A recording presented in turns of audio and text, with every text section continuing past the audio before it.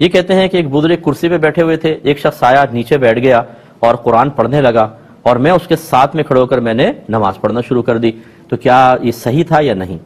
دیکھیں، جو شخص اس طرح کرسی پہ بیٹھے ہوئے بزرگ کے ساتھ قرآن نیچے لے کر بیٹھ گیا، یہ سخت گناہگار ہوگا، یہ بے ادبی ہوگی۔ گناہگار تو چلے نہیں کہتا میں، بے ادبی ہوگی، سخت بے ادبی ہے، کیونکہ ایک آدمی اوپر بیٹھا ہے اور اس کے نیچے ہی آپ قرآن لے کر بیٹھ جائیں، یہ غلط ہے۔ ہاں، دور اگر بیٹھے ہو تو حرج نہیں۔ اور ان بزرگ کو قصوروار اس لیے نہیں کہیں گے، یہ تو پہلے بیچارے کرسی پہ بیٹھے تھے، انہوں نے کوئی کہا تھا کہ تم یہاں بیٹھو، یہ غلط ہوگا۔ اعلیٰ حضرت سے ایک استاد کے بارے میں پوچھا گیا کہ وہ اوپر اونچے تخت پہ بیٹھتا ہے اور بچے قرآن لے کے نیچے بیٹھے ہوتے ہیں، تو آپ نے سخت اس کو بے ادبی قرار دیا کہ استاد بھی ایسا نہیں ہو سکتا کہ اوپر بیٹھے اور بچوں کو قرآن لے کے نیچے بٹھائے، نیچے نشست رکھنی چاہیے، یا بچوں کو اوپر لیول پہ اس طرح ڈیسک وغیرہ رکھیں کہ بالکل برابر ہوں، نیچے نہیں بیٹھ سکتے۔ اور آپ چونکہ آ کے وہاں سائیڈ میں کھڑے ہوئے تو آپ کا تو کوئی مسئلہ ہی نہیں ہے، وہ تو بیٹھا ہوا ہے، آپ اگر کھڑے بھی ہو گئے، کھڑے ہونے سے کوئی مسئلہ نہیں ہے، آپ رکوع کریں گے، سجود کریں گے۔ یہ تو آپ اگر کرسی وغیرہ پہ بیٹھے ہوتے تو پھر یہ ایک بدتمیزی اور بدتہذیبی ہے، ہمارے عرفی لحاظ سے بھی آپ دیکھیں، اگر بیٹا صوفے پہ بیٹھ جائے اور ابا جان نیچے بیٹھے ہوں تو یہ بدتمیزی ہے کہ نہیں؟ تو پھر قرآن نیچے ہو، آدمی اوپر بیٹھا ہو، یہ بھی بدتمیزی ہے۔ اب اس میں یہ کرسی والے کا قصور نہیں، اس شخص کا ہے جو قریب ساتھ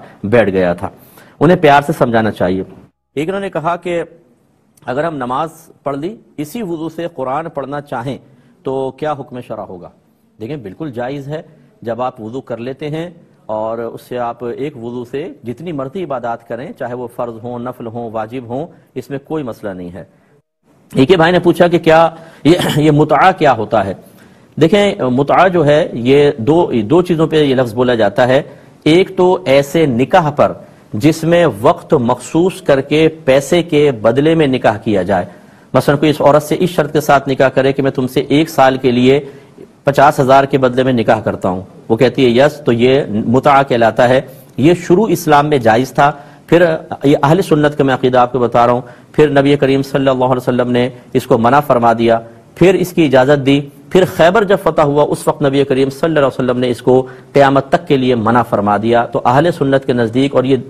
حدیث بھی ثابت ہے حضرت علی کرم اللہ وجہہ الکریم سے، اور ہمارے دلائل کے مطابق حضرت ابن عباس پہلے جب تک ان تک حدیث نہیں پہنچی تھی اس کو جائز کا ہی قول کہتے تھے، پھر جب پتہ چلا حضرت علی نے ہمارے نزدیک ثابت ہے، حضرت علی نے بتایا کہ نبی کریم نے خیبر میں اس کو منع کر دیا تھا، تو پھر حضرت ابن عباس نے بھی اپنے قول سے رجوع کیا۔ تو اہل سنت کے نزدیک یہ متعہ اب جائز نہیں ہے، یہ نبی کریم نے منع فرما دیا۔ لیکن اگر کوئی بھی ایسے اسکول آف تھاٹ رکھنے والا ہے جو اپنے دلائل کی روشنی میں اپنے لوگوں کے لیے اس کو جائز کہتا ہے تو آپ کسی سے بحث نہ کریں۔ یہ مطلب یہ معاملات ایسے ہیں کہ دلائل پر موقوف ہوتے ہیں، کہ کوئی کسی دلیل کو فوقیت دیتا ہے، وہ اس کے مطابق نتیجہ نکالتا ہے، دوسرا اپنے دلائل کے روشنی میں اپنے لوگوں کے لیے جواز یا عدم جواز کے پہلو نکالتا ہے۔ اسی لیے مختلف اسکول آف تھاٹس بنے ہیں، مختلف مکاتب فکر ہوتے ہیں کہ دلائل اور ان سے جو نتیجہ اخذ کرنا ہے اس کے طریقے تھوڑے مختلف ہو جاتے ہیں۔ اس اعتبار سے ہم یہی کہتے ہیں کہ کوئی ایک دوسرے پہ اٹیک نہ کرے، آپ ان دلائل کو صحیح سمجھتے ہیں اور اس کی روشنی میں اس چیز کو جائز کہتے ہیں،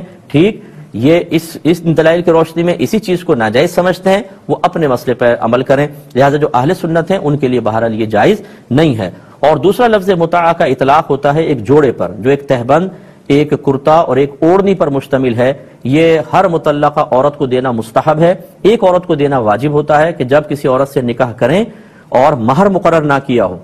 اور رخصتی سے قبل شوہر اس کو طلاق دے دے،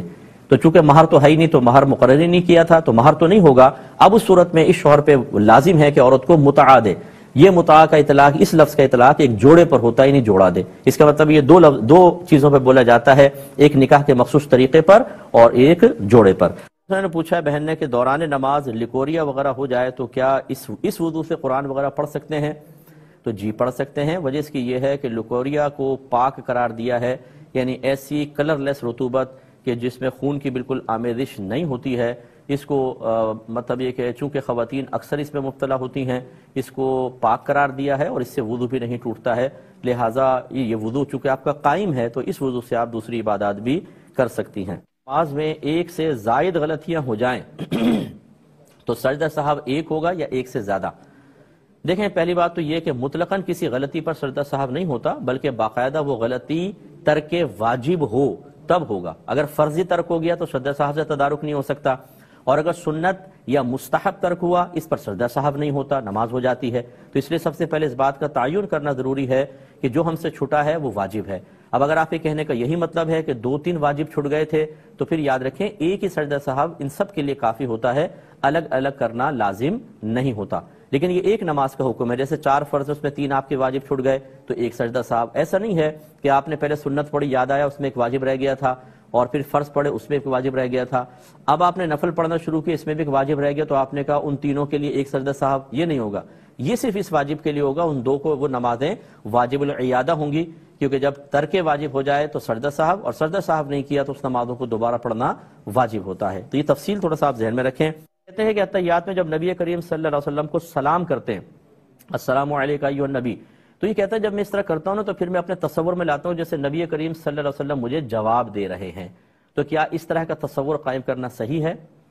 دیکھیں ہمارا مشورہ یہ ہے کہ یہ تصور اس طرح قائم نہ کریں۔ وجہ اس کی یہ ہے کہ جب آپ تصور قائم کرنے پر آئیں گے تو آپ نے اگر نبی کریم صلی اللہ علیہ وسلم کی زیارت باقاعدہ نہیں کی ہے خواب وغیرہ میں، تو ذہن کوئی نہ کوئی ایک شکل متشکل کر دیتا ہے، آپ کے ذہن میں کوئی ایک تصور آ جائے گا، اور ہو سکتا ہے کہ آپ اسی کو نبی سمجھ بیٹھیں یا نبی قرار دے دیں، اور یہ مناسب نہیں ہے، ٹھیک ہے نا۔ اور اسی طرح جب نبی کریم کے جواب کا آپ یوں کوئی آواز کا تصور کریں گے، وہ آواز یقیناً نبی کریم کی نہیں۔ اس طرح کے تصورات قائم کرنے میں خوف یہ ہے کہ آپ کو شیطان کسی اور جہت پر لے جائے گا اور غلط تصور قائم کر کے اسی پر جما دے گا، اور آگے چل کے اس کے نقصانات ظاہر ہو سکتے ہیں۔ اس لیے بس آپ یہ ضرور اطمینان رکھیں کہ آپ نے نبی کریم کو سلام کیا ہے، اور اللہ تبارک و تعالیٰ اپنی قدرت کاملہ سے آپ کی آواز کو اپنے نبی تک پہنچا سکتا ہے، اور جب سرکار کے پاس سلام پہنچتا ہے تو پھر آپ جواب ضرور عنایت فرماتے ہیں، لیکن ہمیں اس کا شعور حاصل نہیں ہوتا۔ ہے کہ اگر جب ہم وضو کرتے ہیں تو 4 رحمت کے فرشتے رحمت کی چادر لے کے کھڑے ہوتے ہیں، جب ہم دنیاوی باتیں کرتے ہیں تو وہ چادر لے کر چلے جاتے ہیں، کیا یہ صحیح ہے؟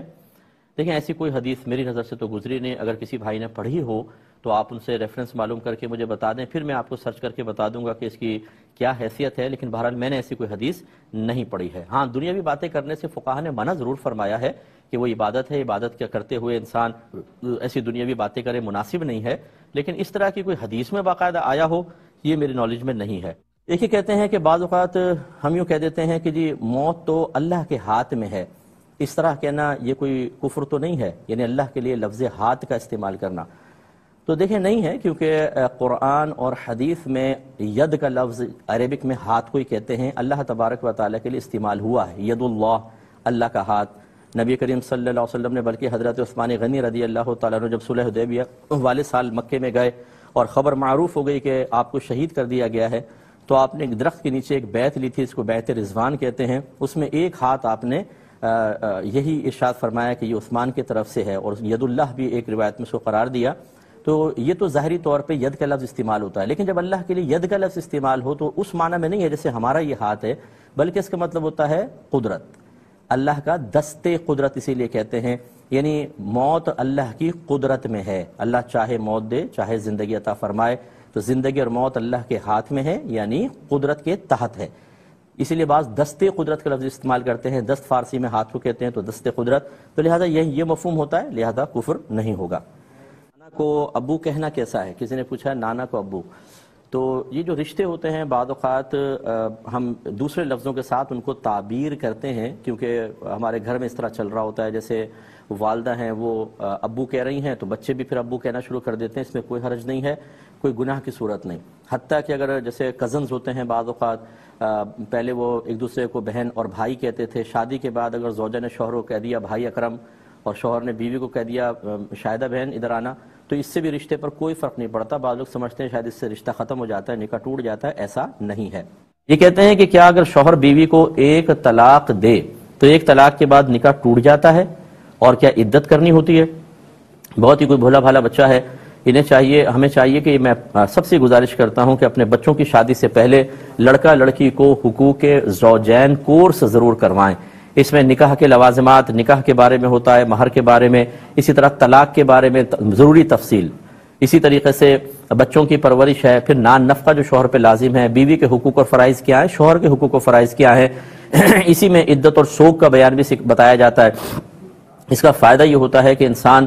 مطلب اس معلومات کو اپنے پاس رکھنے کی بنا پر ہزارہ گناہ اور خطاؤں سے بچ سکتا ہے۔ اب اس میں کیا جواب انشاءاللہ آپ کو عرض کرتا ہوں۔ اب دیکھیں مسئلہ یہ ہے کہ طلاق کے الفاظ 2 طرح کے ہوتے ہیں، ایک تو الفاظ وہ ہوتے ہیں جو طلاق کے لیے ہی استعمال ہوتے ہیں، یا شریعت نے انہیں طلاق کے لیے مخصوص کیا، جیسے لفظ طلاق، اسی طرح چھوڑ دینا، جیسے شوہر بیوی سے کہے میں نے تجھے چھوڑ دیا، یا ہمارے نزدیک فارغ کیا کا لفظ بھی ایسا ہے، شوہر بیوی سے کہے میں نے تجھے فارغ کیا، اور مطلب اس طلاق کے علاوہ پھر کوئی قرینہ نہ ہو، جیسے مثال کے طور پر ماسی رکھ دی تو شوہر نے کہا چلو بھائی اب تو ہم نے تمہیں فارغ کیا، یعنی گھر کے کام سے، یہ طلاق نہیں ہوگی، لیکن ویسے جب بولتے ہیں، جیسے کسی نے پوچھا شوہر سے کہ کیا تم نے بیوی کو طلاق دے دی، اس نے کہا ہاں میں نے فارغ کر دیا، تو یہ طلاق ہی ہوتی ہے۔ اس قسم کے الفاظ میں نیت کا بالکل دخل نہیں ہوتا، اور ان سے جب ایک طلاق دی جاتی ہے تو فوراً مطلب طلاق ہو گئی، لیکن نکاح نہیں ٹوٹتا جب تک کہ عورت کے 3 حیض نہ گزر جائیں، یا اگر وہ حاملہ ہے تو جب تک حمل ختم نہ ہو جائے، یعنی یہ طلاق ہوتے ہی عدت سٹارٹ ہو جاتی ہے، اور 3 حیض تک عدت رہے گی۔ اگر اس کا حیض آ رہا ہے، حاملہ ہے، تو جب تک بچہ پیدا نہیں ہوتا اس کی عدت چل رہی ہوتی ہے۔ اس میں پھر حکم یہ ہوتا ہے کہ اگر یہ اس طرح کے الفاظ سے طلاق دینے والا، بشرطے کہ اس نے پہلے 2 طلاقیں نہ دی ہوں، یہ تو ایک طلاق کا پوچھا نا، 2 نہ دی ہوں ورنہ مل کے 3 ہو جائیں گے، پہلی طلاق اس نے مثلاً دی ہے یا دوسری طلاق دی ہے، تو یہ حکم ہے جو میں بتا رہا ہوں کہ عدت فوراً سٹارٹ ہو جائے گی۔ اگر یہ دوران عدت ساتھ رہنا چاہتے ہیں تو شوہر 2 گواہوں کے سامنے کہہ دے میں نے بیوی سے رجوع کیا، یا یہ میاں بیوی آپس میں جو میاں بیوی والے تعلقات میں سے کوئی بھی تعلق قائم کر لیں، تو یہ مثلا نکاح قائم رہے گا۔ طلاقیں ختم ہو گئی ہیں، یعنی طلاقیں ہو گئی ہیں، وہ ختم نہیں ہوں گی، 1 دی ہے تو 1، 2 ہیں تو 2، لیکن یہ اب ساتھ رہ سکتے ہیں۔ لیکن اگر عدت گزر گئی اور شوہر نے رجوع نہیں کیا تو پھر نکاح بریک ہو جاتا ہے، پھر نیا نکاح کرنا ہوگا، ٹھیک ہے نا۔ تو یہ تو ہوں، یہ جو الفاظ ہیں صریح الفاظ کہلاتے ہیں۔ دوسرے ایسے الفاظ ہوتے ہیں جو طلاق کے لیے تو استعمال نہیں ہوتے، یعنی خاص طلاق کے لیے نہیں ہیں، لیکن کبھی کبھی استعمال کر سکتے ہیں، جیسے لفظ آزاد، یہ مطلب غلام کو آزاد کرنے کے لیے بھی ہوتا ہے اور دیگر معنی میں بھی استعمال ہوتا ہے، لیکن اگر شوہر بیوی کو کہے کہ جا میں نے تجھے آزاد کیا تو اس میں طلاق ہو سکتی ہے۔ مثلا اگر وہ غصے میں کہے تو نیت ہو یا نہ ہو طلاق ہوگی۔ اسی طرح بیوی مطالبہ طلاق کر رہی ہے کہ مجھے چھوڑ دو، اور شوہر نے کہا جا آزاد کیا، تو چونکہ اس کے مطالبہ طلاق کے جواب میں کہا تو طلاق پڑ جائے گی۔ یہ لفظ کنایہ کہلاتے ہیں جو طلاق کے لیے خاص نہیں ہیں، اور ان سے جب طلاق ہوتی ہے تو فوراً نکاح ٹوٹ جاتا ہے۔ اور ہم طلاق کا مسئلہ ذکر کر رہے تھے، اگر کسی نے شوہر نے ایک ہی طلاق دی ہے اور لفظ کنایہ سے دی ہے، جیسے بتایا لفظ آزاد جو ہے، لیکن اس میں کنڈیشنل طلاق ہوتی ہے، فوراً آپ اس میں طلاق کا حکم نہیں دے سکتے۔ جیسے لفظ آزاد میں نے کنڈیشن بیان کی کہ اگر نارمل حالت میں بیٹھا ہوا ہے، نہ غصہ ہے، نہ عورت کی طرف سے مطالبہ طلاق، اور شوہر آزاد کا لفظ کہہ دے میں نے آزاد کیا، تو شوہر سے پوچھا جائے گا آپ نے کس نیت کے ساتھ کہا، وہ قسم کھا کے جو نیت ظاہر کرے گا وہ مانیں گے۔ اگر وہ کہے گا میں نے قسم طلاق کی نیت سے کہا ہے تو طلاق ہوگی، اگر وہ قسم کھا کے کہتا ہے کہ میں نے طلاق کی نیت نہیں کی تو پھر نہیں ہوگی۔ لیکن اس لفظ آزاد میں اگر شوہر نے غصے میں بولا ہے، بیوی کو جیسے جھگڑا چل رہا تھا غصے میں کہہ دیا، یا بیوی کے مطالبہ طلاق کے جواب میں کہا، تو بہرحال چاہے نیت نہ ہو طلاق واقع ہو جاتی ہے، اور اس صورت میں اس طلاق کو طلاق بائن کہتے ہیں، اور اس کا حکم یہ ہے کہ جیسے طلاق دے گا فوراً نکاح ٹوٹ جائے گا، عدت سٹارٹ۔ اب اگر اس کو دوران عدت دوبارہ بیوی سے نکاح کرنا ہے یا عدت کے بعد، دونوں صورتوں میں بہرحال نیا نکاح کرنا ہوگا نئے مہر کے ساتھ۔ تو اس لیے میں تمام بھائیوں بہنوں سے گزارش کرتا ہوں کہ آپ جو الفاظ بعض اوقات جھگڑوں کے اندر، میاں بیوی کے جھگڑے میں زبان سے، شوہر کی زبان سے نکل جاتے ہیں، خدا را ان کا شرعی حکم معلوم کریں، کیونکہ میں اس فیلڈ کا آدمی ہوں۔ بعض اوقات ایسا بھی ہمارے سامنے کیس آئے ہیں کہ 20 سال 22 سال سے بغیر نکاح کے ساتھ رہ رہے ہیں،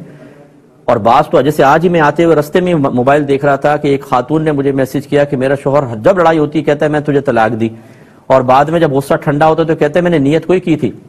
حالانکہ ابھی آپ کو میں نے بتایا کہ لفظ طلاق کے اندر نیت ہو یا نہ ہو طلاق واقع ہو جاتی ہے۔ اب مسئلے سیکھے نہیں ہوئے، کئی دفعہ وہ کہہ رہی ہے لڑائی میں کہہ دیتا ہے، اب وہ اس کا مطلب ہے پہلی مرتبہ 1 طلاق ہوئی، دوسری مرتبہ دوسری طلاق، اور تیسری مرتبہ میں 3 طلاقیں ہو گئیں، اور اب بغیر حلالہ کے ساتھ رہنا ان کے لیے ناجائز اور گناہ ہوگا۔ اگر جسمانی تعلق ہوا تو زنا خالص، اس سے جو بچے پیدا ہوں گے وہ ناجائز ہوں گے، اور ان کا باپ سے نسب ثابت نہیں ہوگا، بروز قیامت وہ ناجائز بچوں کی فہرست میں شامل ہوں گے۔ یہ کیوں ہوا؟ علم نہ سیکھنے کی بنا پر۔ میں خدا را گزارش کرتا ہوں اپنی بیٹیوں کو اپنے دامادوں کے حوالے کرنے سے پہلے دیکھ تو لیں کہ داماد کو مسائل بھی معلوم ہیں کہ نہیں ہیں، ایسا نہ وہ آپ کی بیٹی کو طلاق دے کر اور پھر آپس میں ناجائز معاملات ہو رہے ہوں۔ اسی طریقے سے اگر آپ کسی کی بچی کو لا رہے ہیں گھر پہ تو دیکھیں اس بچی کو مسائل معلوم ہیں، ایسا نہ ہو، اور اپنے بیٹے کے بارے میں سوچیں، ایسا نہ ہو کہ دونوں میں سے کوئی ایسے مسائل کر دیں، جیسے لڑکی طلاق تو نہیں دے سکتی لیکن کلمات کفر بعض اوقات خواتین کہہ دیتی ہیں، اس سے بھی نکاح بریک ہو جاتا ہے، اور سال ہر سال پھر ایسی زندگی گزار رہے ہوتے ہیں۔ اس لیے خلاصہ کلام یہ ہے کہ اللہ رسول نے جو علم سیکھنے کے بارے میں حکمت بیان کی ہیں، علم کی ترغیب میں جو حکمتیں پوشیدہ ہیں، جو اپنی کم علمی کی بنا پر، نادانی کی بنا پر ان حکمتوں کو باطل کرنے کی کوشش کرے گا، وہ خود عذاب میں مبتلا ہو سکتا ہے، اس لیے ضرور اس کو سیکھیے۔ یہ کہتے ہیں کہ اگر کوئی شخص اپنی بیوی سے کچھ پیسہ لے کر اور زکوٰۃ کی نیت سے کسی کی شادی وغیرہ میں خرچ کر دیتا ہے، اور بعد میں پھر پیسہ لے کر اپنا پیسہ بیوی کے اکاؤنٹ میں ڈال دیتا ہے، تو کیا اس طرح زکوٰۃ ادا ہو جائے گی؟ دیکھیں، پوچھنے کا مقصد ان کا یہ ہے کہ ادھار لے کر پھر زکوٰۃ ادا کر دیں، پھر بعد میں ادا کر دیں، پیسہ دے دیں، کیا حکم شرع ہوگا؟ تو بالکل ہم اس کے ادائیگی کا یہ حکم دیں گے کہ اس نے گویا کہ بیوی سے قرضہ لیا، جب قرضہ لیا یہ اس کا مالک ہو گیا، اور اپنا پیسہ شاید اس کے پاس ابھی نہیں ہوگا کہ بعد میں آنے والا ہوگا، تو جا کے اور زکوٰۃ اس کو پتہ ہے مجھ پہ واجب ہو چکی تھی، ادا کر دی زکوٰۃ، تو بالکل مان لیں گے، بعد میں چاہے یہ اس قرض کو لوٹا دیں، تو یہ ہو جائے گی، زکوٰۃ کی ادائیگی ہو جائے گی۔ یہ کہتی ہیں کہ ہمارے گھر میں ماسیاں ہوتی ہیں، ہم ان کو ویسے خود بھی کچھ نہ کچھ دیتے رہتے ہیں، لیکن بعض اوقات یہ خود منہ سے مانگنا شروع کر دیتی ہیں، گھی دے دیں، کبھی چاول، کوئی سالن بچ گیا وہ مانگتی ہیں، اور پیسے وغیرہ مانگتی رہتی ہیں، تو کیا ہم ان کو منع کر سکتے ہیں؟ دیکھیں، بالکل کر سکتے ہیں۔ پہلے یہ دیکھیں، بعض اوقات جب ماسیاں مسلسل آتی ہیں، اور یہ اکثر جو خواتین کی عادت ہوتی ہے کہ ان کو تو ایک باتیں کرنے والا مل جاتا ہے، تمہارا شوہر کیا کام کرتا ہے، کتنے بچے ہیں، تم گھروں میں کیسے رہتی ہو، تمہاری ساس کیا کرتی ہے، تمہاری نندے کیا، پورا انٹرویو کر لیتی ہیں بالکل، اور مزے سے ٹائم اچھا پاس ہو جاتا ہے، وہ کام کر رہی ہوتی ہے، وہ بھی بولتی ہے اور یہ بھی بولتے ہیں، تو اس طریقے سے ہو جاتا ہے۔ اب اگر آپ اس کی طبیعت کو جان چکے ہیں کہ لالچی نہیں ہے، ضرورت مند ہے، پھر مدد کرنے میں مسئلہ نہیں ہے، ورنہ مدد کرنے سے اجتناب ہی کرنا چاہیے، عادت خراب ہو جاتی ہے۔ ایک یہ کہتے ہیں کہ کیا امام کو امامت کرتے ہوئے امامہ باندھنا لازم ہوتا ہے کہ جیسے میں نے پہنا ہوا امامہ لازم ہے کہ نہیں؟ جی کوئی لازم نہیں ہے، نہ نماز کے علاوہ نہ نماز کے اندر، لیکن بعض ایسی حدیثیں ضرور موجود ہیں کہ امامے کے ساتھ نماز پڑھیں گے تو آپ کی نیکیوں میں اضافہ ہوگا۔ تو خواتین تو خیر امامہ نہیں پہن سکتی، مرد حضرات جو ہیں انہیں چاہیے، اگر میں آپ سے گزارش کروں جو مجھے مرد سن رہے ہیں، اپنے گھر میں ایک امامہ اچھی طرح سخت ٹوپی کے اوپر باندھ کر رکھ لیں، یہ آرام سے اتر کے ہم سائیڈ میں رکھ سکتے ہیں، گھر پہ جاتے ہیں ٹوپی وغیرہ پہن لیں، اس کو رکھ سکتے ہیں، تو رکھ لیں، جب نماز کے ٹائم ہو سر پہ لے کر آپ نماز پڑھ لیں۔ چلیں آپ کو باہر آپ نہیں پہنتے، آپ کو ایک ماحول ایسا ہے کہ آپ نہیں پہن سکتے، فرض کر لیں شرم آتی ہے، کچھ بھی مسئلہ ہے، لیکن نماز کے لیے پڑھتے ہوئے کیا پرابلم ہے؟ آپ پڑھ سکتے ہیں اور نماز کا ثواب بہت ہی بڑھ جائے گا۔ کسی نے پوچھا کہ سورہ ملک 5 مقاصد کے لیے ہم پڑھتے ہیں، جن میں سے والد کو عذاب قبر سے بچانا بھی ہے، یہ صحیح ہے یا صرف ایک مقصد کے لیے پڑھ سکتے ہیں؟ دیکھیں، جہاں آخرت سے متعلق نبی کریم صلی اللہ علیہ وسلم نے کوئی فضیلت بیان کی ہو، وہاں پر آپ اپنے پاس سے کوئی اور مقصد نہیں بنا سکتے، یعنی نیت تو کر سکتے ہیں کہ اللہ تعالیٰ ایسا کر دے، دعا کریں، لیکن یہ کوئی ضروری نہیں ہے کہ جس کی آپ نیت کریں ویسا ہو جائے۔ مثلا سورہ ملک عذاب قبر سے بچنے کی نیت سے سرکار نے پڑھنے کی ترغیب دی ہے، اور یہ شفاعت کرے گی۔ آپ اس لیے سورہ ملک پڑھیں کہ میں پل صراط سے آرام سے گزر جاؤں، سوال یہ ہوتا ہے کہ یہ نیت آپ نے کس حدیث کی بیس پر کی ہے، یہ مقصد کیوں آپ کے ذہن میں آیا؟ تو یہ چیز صحیح نہیں ہوتی ہے، کیونکہ اگر ایک دفعہ آپ اس کی عادت ڈال لیں گے تو ہر نیک عمل کے آپ خود ہی نتائج مرتب کریں گے، اور پھر اس طریقے سے اصل دین تو بہت دور ہو جائے گا۔ آپ کی ان باتوں کو سن کر یا آپ کی اس ترغیب کو سن کر دوسرے بھی اگر اس پر عمل پیرا ہوں گے تو ہر ایک اپنے نیک عمل سے آخرتی کچھ مقاصد کا تعین کر لے گا، اور پھر امید بن جائے گی کہ شاید میرے ساتھ ویسا ہی ہوگا۔ حالانکہ جو حدیث اور قرآن میں آیا بس آخرت کے بارے میں، اس پہ آپ بالکل بلیو کریں گے، باقی چیزوں کے بارے میں اپنے پاس سے فضیلتیں نہ بنائیں یا مقاصد نہ بنائیں، یہی بہتر ہے، ورنہ پھر اصل ٹریک سے انسان ہٹ جاتا ہے اور خود ساختہ ایک مذہب مارز وجود میں آتا ہے، اور یہ میں نے اکثر دیکھا ہے کہ اس کا ایجاد کرنے والا کوئی نظر نہیں آتا، یہ سرائیت کر جاتا ہے، ہر ایک سے پوچھو کیوں کر رہے ہو، کہتا ہے جی پیچھے کسی سنا تھا، تم کیوں کر رہے ہو بھائی، وہ فلاں سے سنا تھا، اس طرح کوئی پیدا کرنے والا نظر نہیں آتا۔ ایسا نہ کریں، بلکہ جو جیسے حدیث میں ہے کہ اب جیسے آپ والد صاحب کے عذاب قبر سے بچنے کے لیے اس کو پڑھیں، تو یہ تو حدیث میں کہیں نہیں آیا کہ کسی اور کے لیے بھی پڑھو گے تو عذاب قبر سے بچے گا، خود ترغیب ضرور ہے کہ جو اس کو پڑھے گا اللہ تعالیٰ اسے عذاب قبر سے محفوظ رکھے گا، یہ صورت شفاعت کرے گی پڑھنے والے کے لیے۔